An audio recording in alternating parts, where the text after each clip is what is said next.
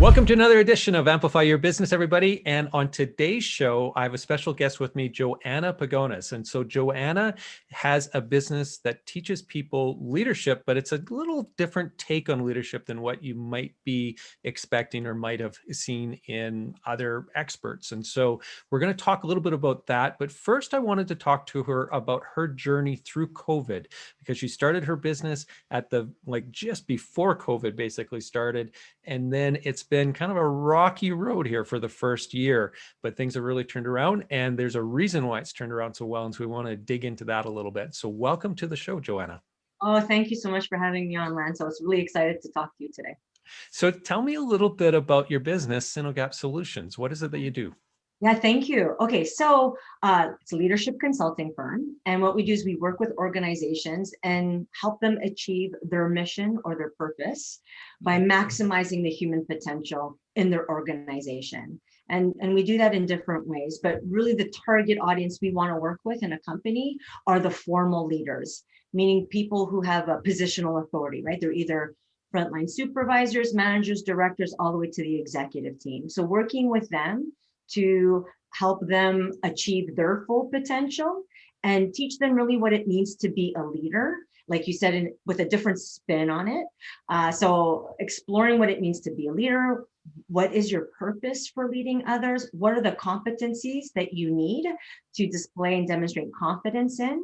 And then how does that then create a workplace environment that is truly empowering and engaging for your employees? Because at the end of the day, I mean, yes, a company wants to make money, obviously, but usually when you look at their purpose, it's not necessarily financial driven. It's about creating a benefit to their clients, improving their lives in some way, and contributing to the community at large. And so it takes the people in an organization to be able to do that. And if you're going into work every day, you don't know why you're there, you don't know how your work contributes to the purpose of the organization, and you really have a toxic relationship with your boss and your colleagues, the organization is really never going to achieve that purpose. They may achieve some success, but their competitors will always outperform them in the market. And so I like to work with companies that realize, you know what, some companies I work with they're doing really well and have a great culture, but that's not good enough for them. They want to take it to the next level. And they really want to invest in their people. And those are my favorite clients. And to be honest with you, Lance, I've made the decision that those are the only clients that I want to work with. I don't want to work with clients that want a quick fix that ultimately will fail, but looks good on paper in terms of their board of directors. Look what we've done, the check in the box, right? I want to work with companies, and I've made that commitment to myself and my company that we're going to work with companies that want long-term solutions that will be sustainable, help them truly transform, and help them achieve success in the long term. So just a quick question on that. And I know we're going to dig into this a little bit deeper later on, but in terms of the types of businesses that you work with, do you tend to work with more service-oriented businesses or product-based businesses? And the reason why I ask that is, like, at Ample Media, we are a service-based business. You know, our product is the services that my people, my team, and myself are delivering. And so in that scenario, the people are the product, really, and we have to make sure that our employees are firing on, on all cylinders, that they are excited to be at work, excited to do the things that they're tasked to do. And so, it's a really important piece of our success. And I'd imagine that would be the case with any other service-based business. So I'm just curious, do you find that you get more service-based business clients over product, or is it a little bit of both? It's a little bit of both.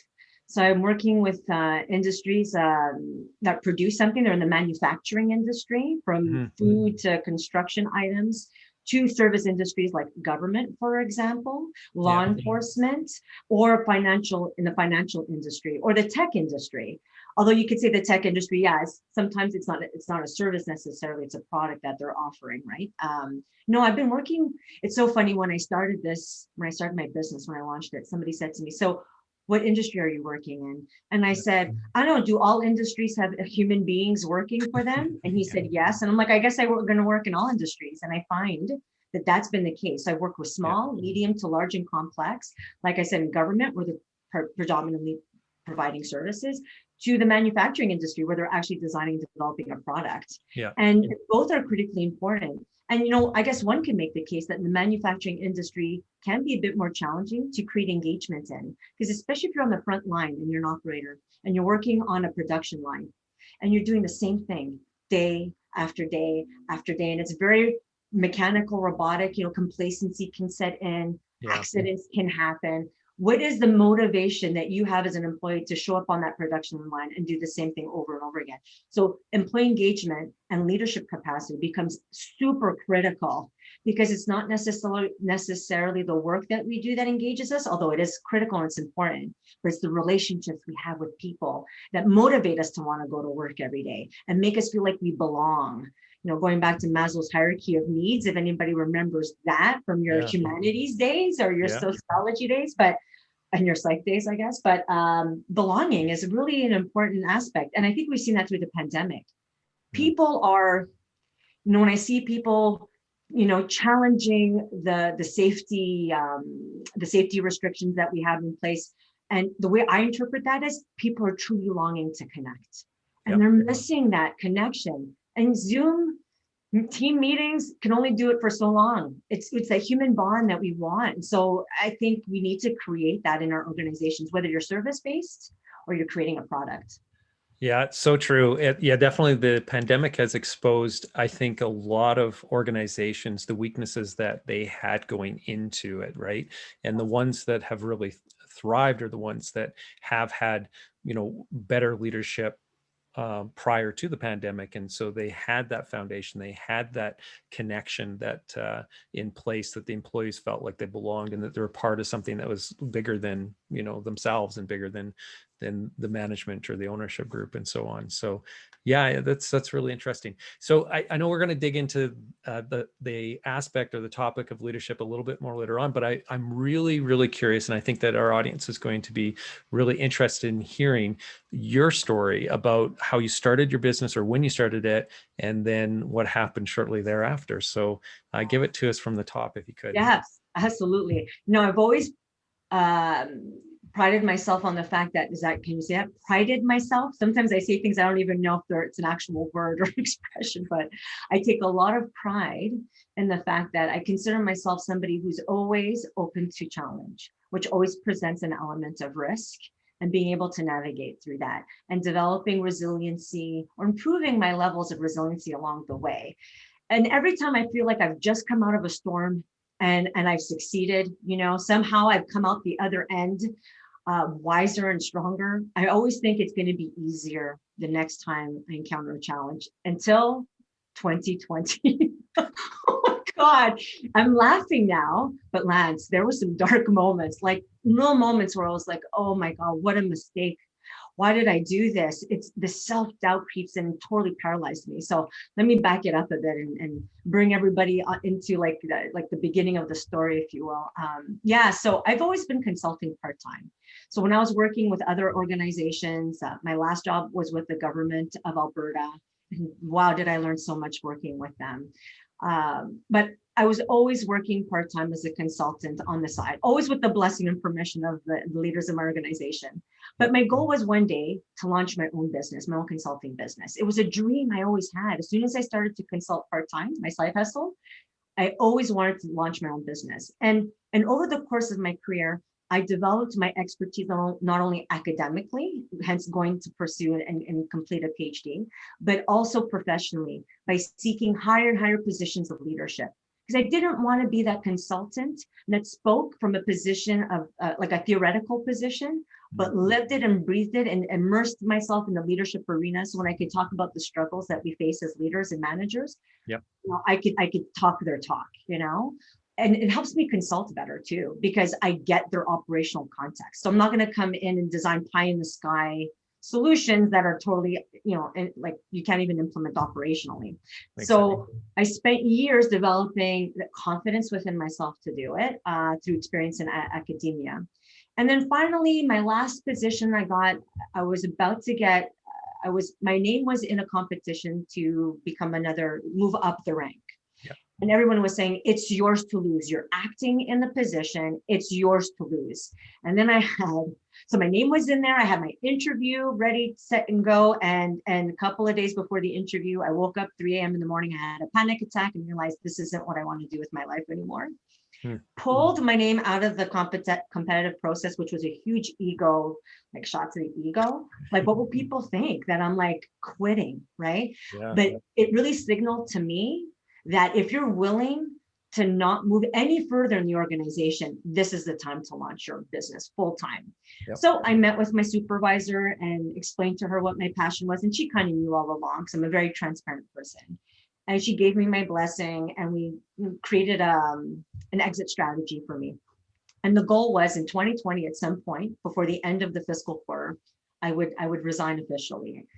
But the exit strategy wasn't working very well for me, because as a senior manager in charge of a really big, complex project for the government, how do you not show up to work part-time?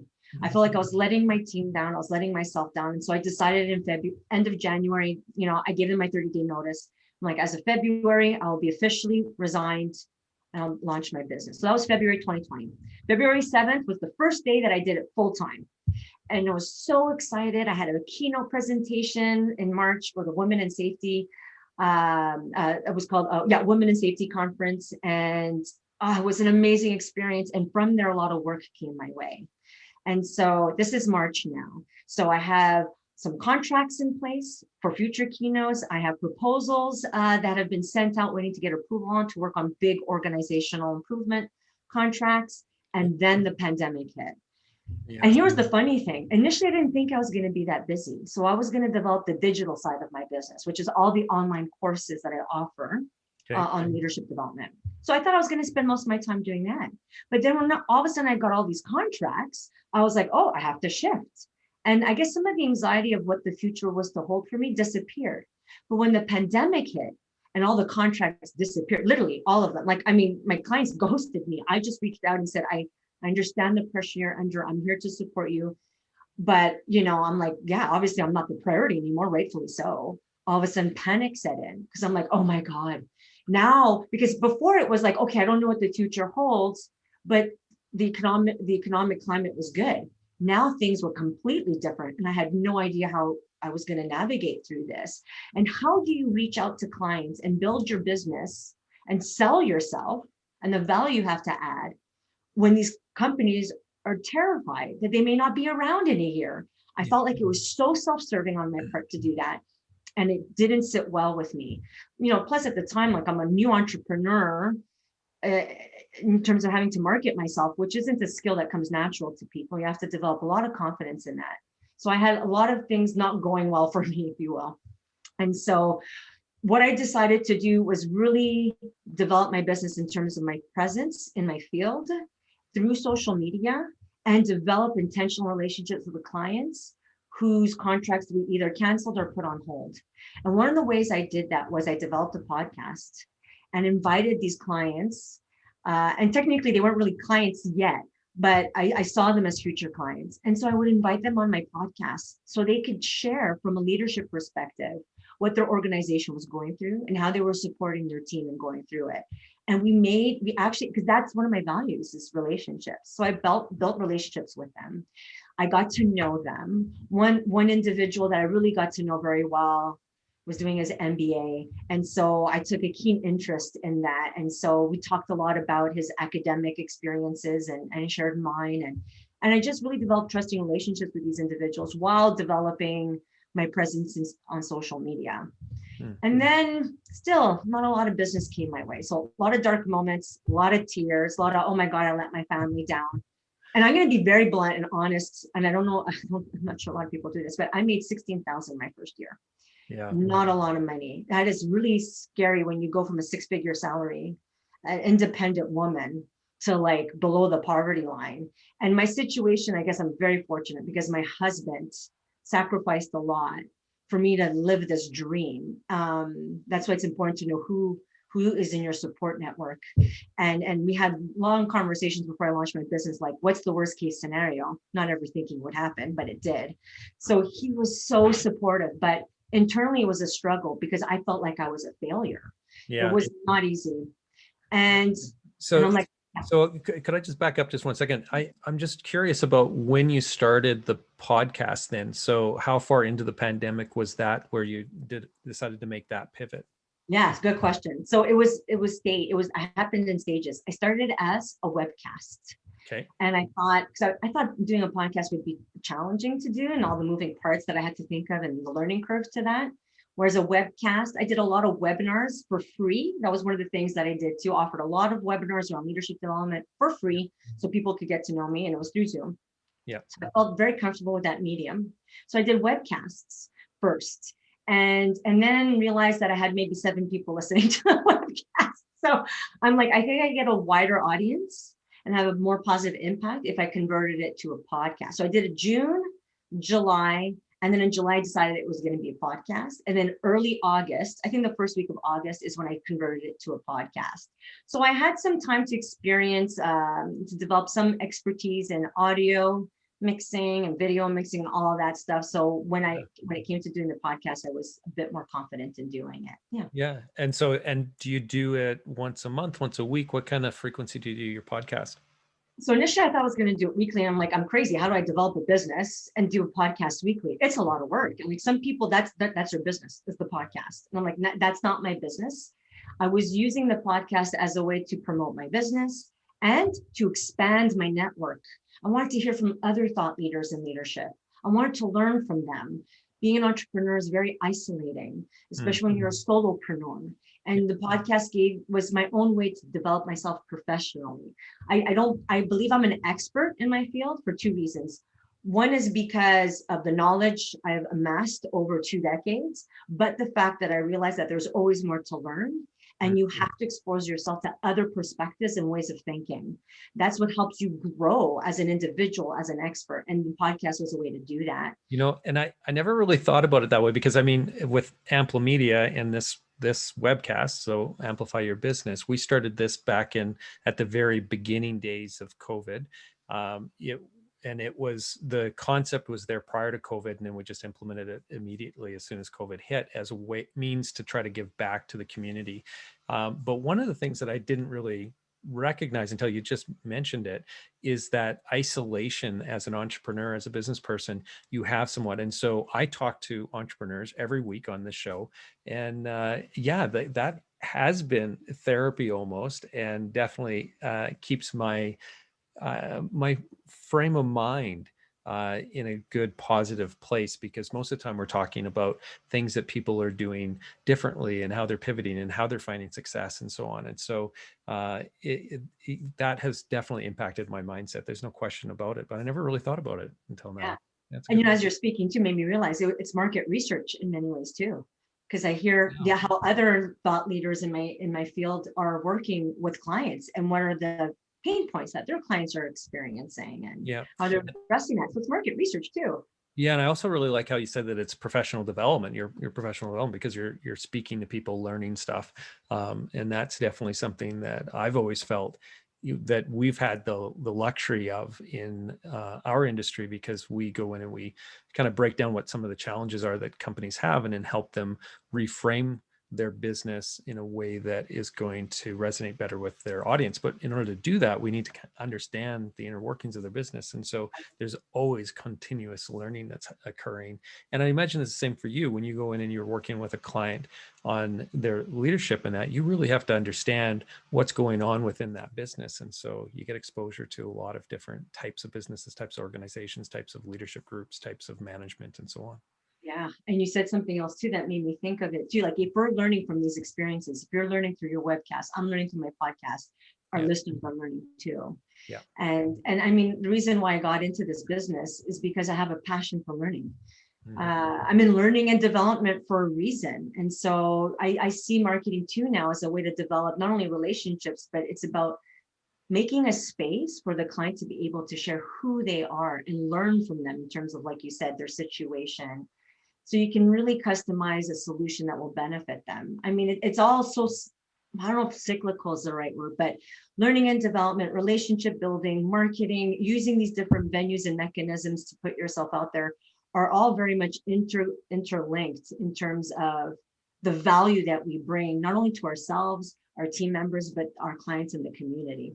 Yeah, yeah, for sure. Okay, so just to recap then, so you start your business in February 7, and things are going gangbusters. You're getting a bunch of contracts right off the hop. So you're really busy. You're thinking, okay, I'm now so busy. I'm not even going to be able to work on some of the digital side of it, the content creation and so on. And then the pandemic hits, wipes all those contracts clean.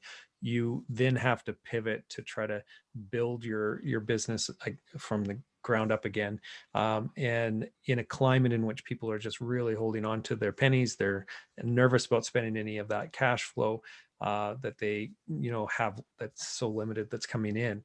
Now, how long before you got your first contract then, after the pandemic started? Yeah. Well, my first contract actually came wonderfully in April. Thank God. That was part of the 16,000 I made. It wasn't the full 16,000, but some of it came from there. It was a tech company in Kelowna called Viatech. And she saw my social media posts. She saw that I was doing a virtual seminar series for leaders, and she wanted to offer something similar to her membership. She was the director of learning and development. It's a nonprofit organization that supports the tech industry in Victoria, BC. Okay. And so they contracted me to do a customized virtual seminar series for the CEOs in their membership. So I got that, which was great. But unfortunately, there wasn't a lot of people who signed on to, we were a very small group of people that went through the experience together. It was a 5-week program. And I think it's because, once again, it was like, so it started in May and ended in June. And I think a lot of the CEOs that became part of, that was part of that biotech membership, once again, were struggling to figure out what their next move would be. Well, everybody And was still shell shocked at that point, right? I mean, it was just nobody knew what to do. Yeah. right. And I think people are like, I'll see the recording. I'll see the recording. And let's be honest, does anybody ever really watch the recording? You save it, you put it on your desktop somewhere to never be seen again. Yeah. So I looked at it as an opportunity to develop relationships with the people that were there and present, and learn through that experience. And I was adjusting to make it a really good experience for them. And so I got that. And then worked with another agency because by then I had developed a couple of my online courses. Okay. And so found a company that really wanted to put their members, their employees through it. So worked with that company as well. So that was some money that was coming in, but still it was like, where do I find other clients? Still nervous about making these cold calls or sending out emails saying, hey, can we talk about what your leadership development needs are? I didn't feel comfortable to do that. Yep. So now we're near the end of the year, and I'm speaking with an ATB business consultant strategist. And I said, listen, I am not eligible for any relief funding. I'm a new business. I don't have any operational needs. I work from my home. I'm not eligible for any funding. What do I do? I mean, like, I have to feed myself, my family. And she said, you know what, in January, we're going to be launching for the third time an ATB Build Her Business. It's a BoostR crowdfunding campaign. And it's a great way for women to raise capital for their businesses and to test new products or ideas, programs, services you have to offer. So I looked into it and I said, let's do it. What do I have to lose? And so they provide you a group of other women who have gone through the program, access to mentors, access to the whole platform, and they guide you on how to design your campaign. So I'm like, good, this is great marketing training and development too. Yeah. And sorry, can you just repeat what it's called again, just if it's still an ongoing program? Because It is, yeah. So it happens every year. I'm actually in the campaign now. It officially ends on March 8th, which is International Women's Day. And it's called Build Her Business. So ATB, Build Her Business, BoostR campaign. So BoostR, I should say, BoostR campaign, because it's a crowdfunding campaign. And so if you even Google ATB, Build Her Business, or BoostR, BOOST, Big R, you'll see all of the women's campaigns. So there's myself and I think 16 or 17 other women who have launched their campaigns and have done so over the last 30 days. And obviously mine is grounded in the online. So you raise capital by selling rewards. So I mean, people can contribute money and donate, but I really wanted to sell my online courses. I wanted to build the business to client part of my company, not just the business to business side. And so it was really targeted towards the emerging leader, the individual who wants to develop their leadership skills. And these online courses are really geared to develop skills and confidence in being an authentic leader. And so I launched it at February 1st, and nothing happened. I sent out like 200 emails, blasted it everywhere on social media, nothing. And then the tears came again because I'm like, nothing I'm putting out there is landing. And all of a sudden, I started to get emails from companies wanting to contract me to design a customized solution for them. So in some ways, I wasn't successful in building the business to client aspect of my business, but really developed more in a better way, the business to business side.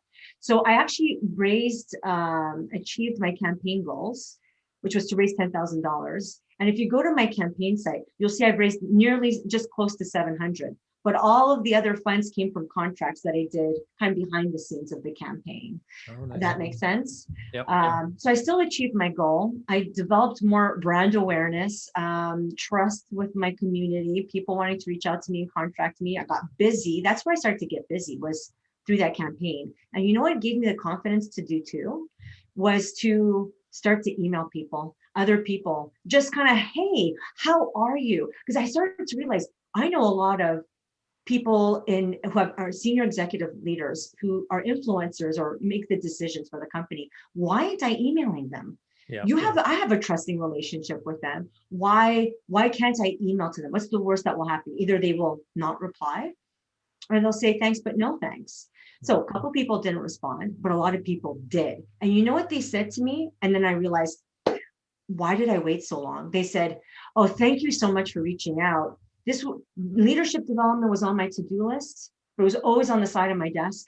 I don't have the capacity to do it. I needed to contract somebody. I had no clue who. I'm so glad you reached out to me. And I'm like, you know how validating that was for me to know I wasn't the sleazy salesperson, but really, they saw the value that I had to bring to them. And I really do have that value to add.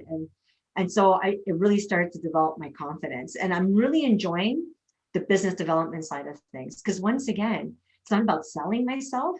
It's about putting myself out there, but it's about developing relationships, like full circle to what we were discussing before. Yeah. What is it that they need? And how can I support them in achieving their ideal state? So it was very validating, and so far has been a positive experience. I'm so glad I took the risk and did the ATB Builder business campaign. Yeah, and that is something that I think a lot of new entrepreneurs really struggle with, is that business development side, in terms of if I'm asking people for business or approaching them about business, is that going to come across as that sleazy salesperson? And the reality of it is that if you have a product or a service that will solve somebody's problem, you're really actually doing a disservice to them by not talking about what you can potentially help them with. And so it's all about helping people. And that's the approach that I've always taken in my sales. And it seems to have been quite successful in the sense as I'm having conversations with people, identifying what their challenges are. And then we talk about what the potential solutions might be. And so it's really about helping. As if I frame it that way, that I'm helping the person, it's really easy to pick up the phone and give them a call or send that email or reach out to them on LinkedIn or whatever, because you're doing something really good, really positive. It's nothing sleazy about helping somebody, right? And so if we can get through that, shift that mindset, recalibrate that, then I think we have a much better chance of going out there and being successful actually with the sale, because now we're approaching it not necessarily from a quick win trying to close that deal. We're now approaching it from a little bit more relationship side of things, and developing and building that trust and helping them, and which is exactly what it sounds like you're doing. So good job. Thank you. Yeah. So now when like you had mentioned that you've done a fair bit of social media, you did the podcast, and then you did this program with the ATB Booster. So out of those ones, you're finding the AT Booster maybe has impacted you the most then through that. And that was probably more to do with that. It just pushed you, nudged you into a place, an uncomfortable place, I suppose. It got you out of your comfort zone and had you pushing a little bit harder on reaching out so that you had that goal of that campaign in mind. Would that be fair to say this is the reason why that was more successful? Because had you done some of that maybe earlier on, the social media, the emails, the building or tapping into that network that you have would have been more successful earlier on. Yeah, I do agree. I agree. Yeah, you know, and it's funny because I teach leadership development. I always say have a good understanding of who you want to be as a leader and what is an area of growth, and then develop an action plan to develop those skills and competencies. I don't know why I never approached it in the same way in terms of my marketing Yeah. development. Yeah. You know, in terms of being a businesswoman, like why didn't I approach it the same way? What is this version of authentic me in terms of the businesswoman entrepreneur I want to be?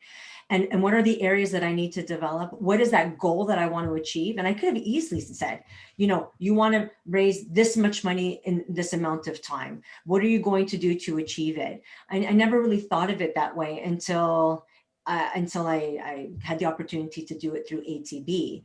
So that was a very valuable lesson because the campaign ends after 35 days. How am I going to move forward? So I realized that, you know, we were talking before we hit record, how important it is to have a business plan. And I have a business plan, it's broken down per quarter.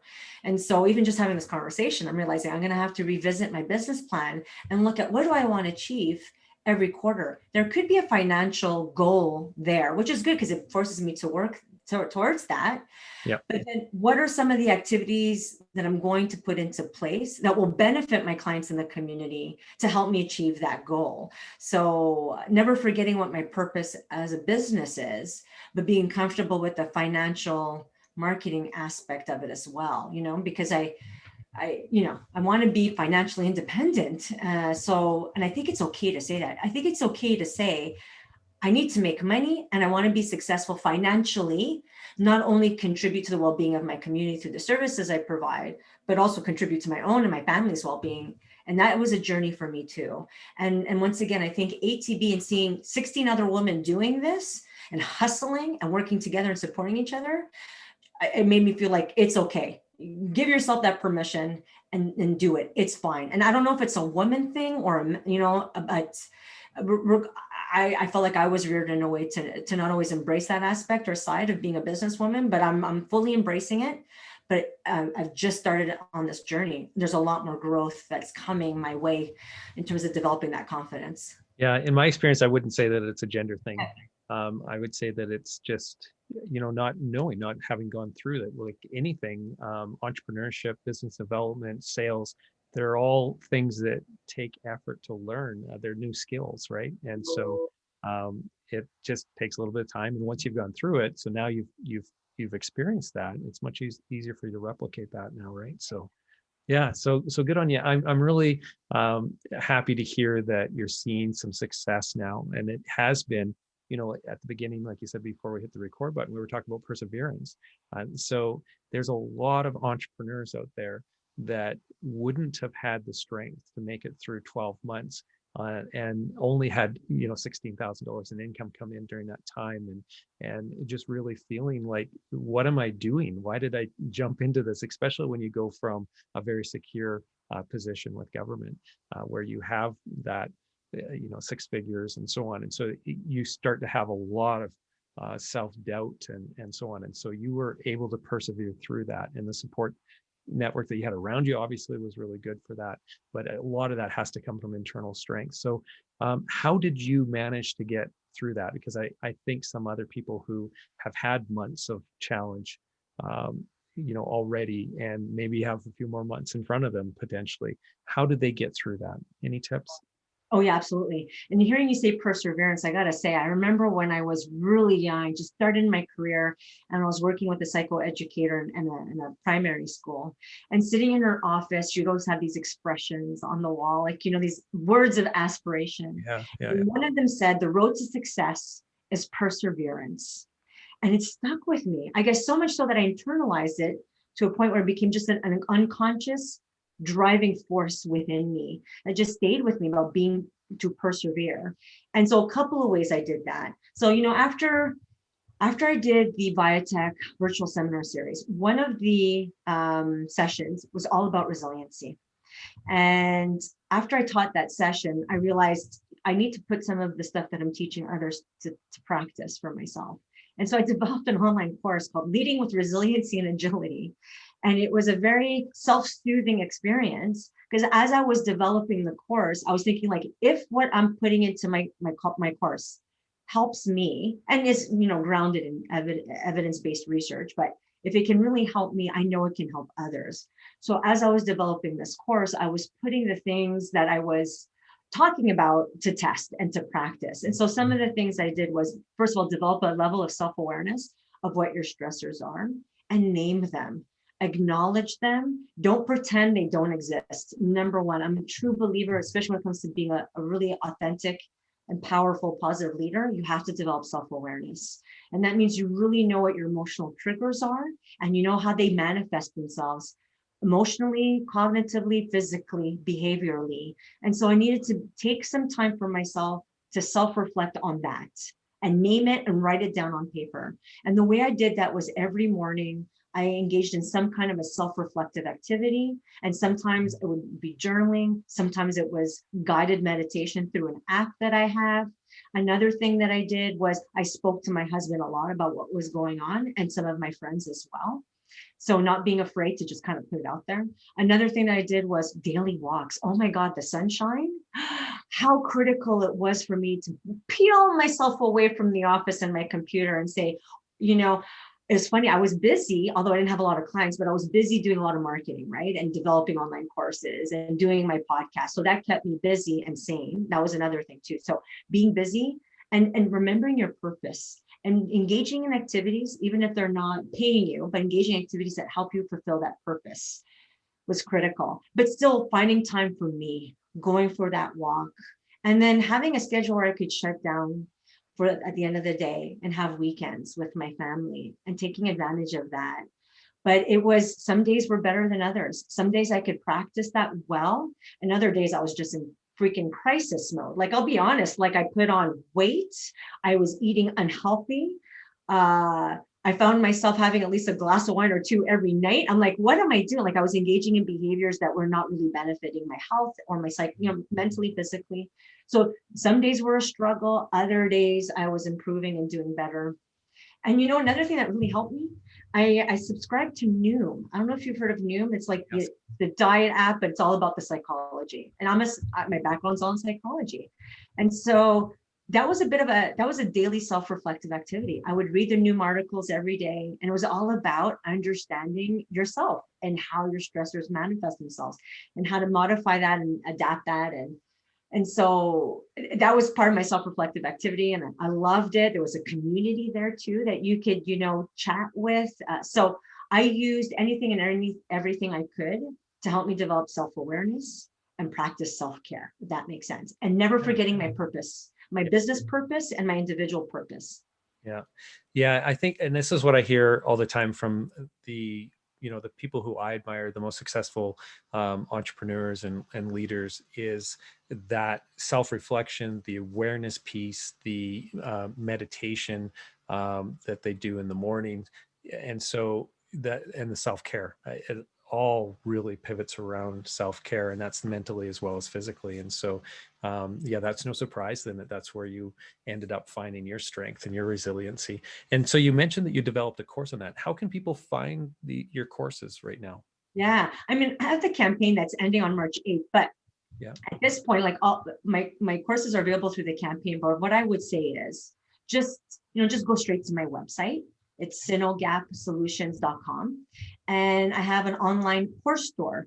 And so you'll see that I have my audiences broken down into like 3 target audiences. Are you a formal leader? Are you an emerging leader? Are you an organization? And then you can click on the right target, the audience that best represents you, and you can learn more about the services that we offer. But if you are interested in the online courses, go to my website and you can click on the tab that says courses, and you'll see all my courses there. So I have one that's all about developing emotional intelligence, because my take on leadership development is leading through the heart, which is grounded in the concept of emotional intelligence. So I'm not going to teach you, Lean Sigma 6. I'm not going to teach you budgeting and finance and strategy, although I can do a lot of stuff around strategy and business visioning. Really what I want to focus on is your leadership abilities by developing your emotional intelligence. So all my online courses have that built into them, which means it's not going to be your typical online course where you're going to click, print off your certificate and show your boss you're compliant. it's an experience. You're going to be taken through a series of self-reflective activities. Some of my courses have self-assessments that you do through a survey or 360 built into it. Because like I said, right, it's all about developing self-awareness and understand what your emotional triggers are. So it's an experience. I always recommend people not to do it in one sitting because it could take us several hours, but chunk up the modules across a series of days to give yourself time to really absorb what you're learning. And then embedded in every online course is an action plan. Because what are you going to do after you've taken this course? What are you going to do differently the next day? Yeah. Because leadership is not something you're born with. And that's another thing I try to teach people. Oh, the biases we have around what being a leader is. You ain't born with it. If you believe that, rude awakening for you. No, you weren't born with any talent to be a leader. You learned what in terms of your leadership abilities, you learned that. And I want people who never thought of themselves as a leader to understand, yes, you do have the capacity to learn, to be an amazing leader. Just like our wonderful sports athletes that we love and adore, they have to put in time and effort in developing their skill set. Like Tiger Woods, let's talk about him, because obviously we've seen what has happened to him. I mean, is there any doubt that this guy's going to come back and somehow succeed or overcome this challenge? And you know how he's going to do it? Not by winging it, through hard effort, intentional practice, perseverance. And being a leader is no different.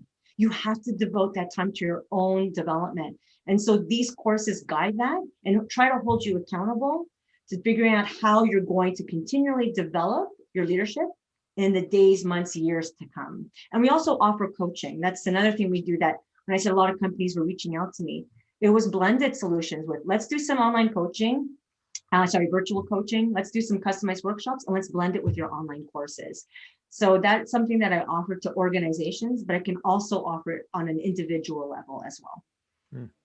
Very good. Well, thank you so much for sharing that with us, because I think there's a lot of people that would really, or that the emotional leadership part of it really will resonate with, and they'll understand that that's a key part of becoming a better leader, and understanding where your gaps are and what you need to adjust, and really, like, I love the title of your book as well. So how to become leaders that others want to follow, or a leader that others want to follow.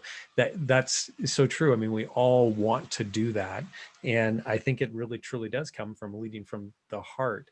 I spend a lot of time and with the people that I work with, and so I care very much for them, and so it's just natural for me to lead from that perspective. But I think there's a lot of people out there that have this idea that leadership you have to be kind of hard nosed and really push your team and so on, as opposed to taking that softer and more emotional aspect of leadership. So and I haven't crossed paths with very many people who are teaching this, and so that's really, really intriguing, and I think that again, it will resonate with a lot of our audience. Wonderful. Thank you. Yeah, it's validating for me to hear that, because part of me was like, maybe nobody is contracting me or acquiring my services because they don't get what I'm doing. But I'm beginning to realize that people do, and appreciate that different take on it, that different approach to leadership development. So it's great to hear you say that. Thank you, Lance. Yeah. Okay. So just to wrap up, I guess you had mentioned your website where people can find you. Is there any other avenues for people to reach out to you? Absolutely. So, well, my podcast is called Tackle Tuesday. So you can go to my website and there's a tab there that you can click on it. But you can also access it through any of your favorite podcast directories. It's on Apple, Spotify, Pandora, and so on. LinkedIn. I'm very, very active on LinkedIn. Just, put in my name, Johanna Pagonis. You'll find me. Feel free to connect with me. I'd love that. And another way too is I'm on all social media kind of handles. So Instagram too, under Sinogap Solutions. You can find me and follow me there. But if you follow me on one social media platform, you'll basically get all the updates that I have to offer. And I also have a newsletter. So if you go to my website and you scroll down to the bottom, there's the form that you could fill out to get a newsletter. And I send newsletters at least weekly, sometimes twice a week as well. And you'll stay up to date with what I'm offering in terms of free resources or paid resources too. And again, that's over at sinogapsolutions.ca or .com? .com. .com. Perfect. Well, thank you, Johanna. I really appreciate you taking the time today to walk us through your experience. I think just the perseverance, the resilience that you've demonstrated is an inspiration to all entrepreneurs, because 12 months battling through all that and now finding the success, that's wonderful. And I'm just really happy that you're finding it now. So thank you very much. And for all of you who are watching, if you want to check out any of our past episodes of Amplify Your Business, head over to amplimedia.com/amplify, and you'll find the archives there. Until next time, everybody stay safe and take care.